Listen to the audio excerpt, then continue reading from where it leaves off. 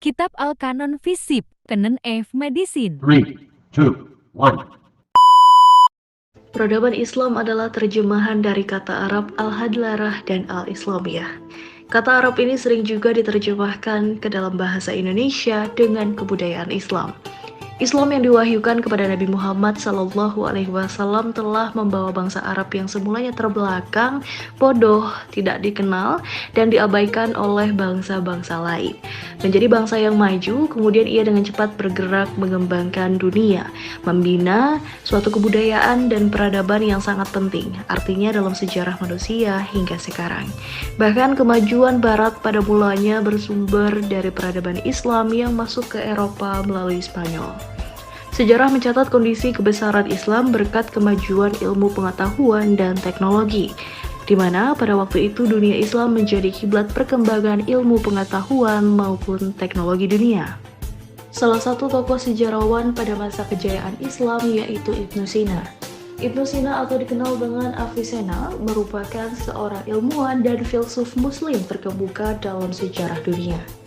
Beliau dianggap sebagai salah satu pemikir dan penulis paling berpengaruh pada zaman keemasan Islam.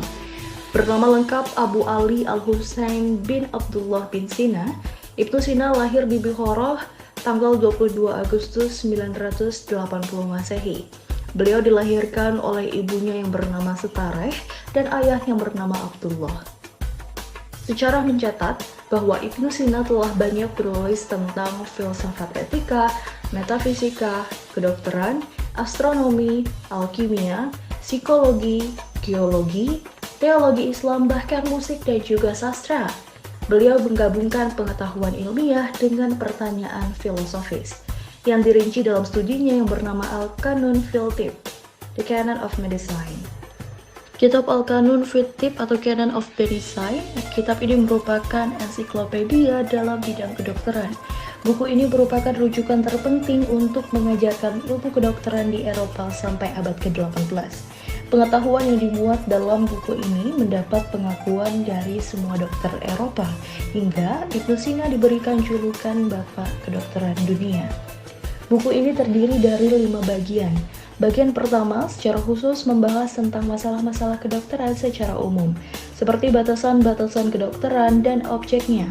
Bagian kedua yaitu membahas mengenai kosakata dalam bidang kedokteran atau obat-obatan maupun efek pengobatannya.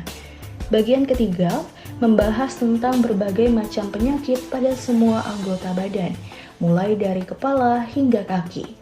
Bagian keempat secara khusus membahas tentang macam-macam penyakit komplikasi yang menyerang lebih dari satu anggota badan. Contohnya mengenai tumor, patah tulang, beserta cara penanganannya. Bagian kelima secara khusus membahas tentang jenis obat-obatan buatan dan juga campurannya. Dari uraian penjelasan yang telah dibahas, kita dapat mengetahui kontribusi yang diberikan oleh Ibnu Sina kepada perkembangan ilmu pengetahuan di dunia. Besarnya kontribusi Ibnu Sina dapat dilihat dalam perkembangan kedokteran. Ilmu kedokteran sebelumnya tidak ada, kemudian ditemukan oleh Ptolemeus, lalu dihidupkan kembali oleh Galenus. Setelah itu ilmu kedokteran berserakan kembali dan digabungkan oleh Ar-Razi. Keilmuan yang telah digabungkan oleh Ar-Razi itu kemudian disempurnakan oleh Ibnu Sina.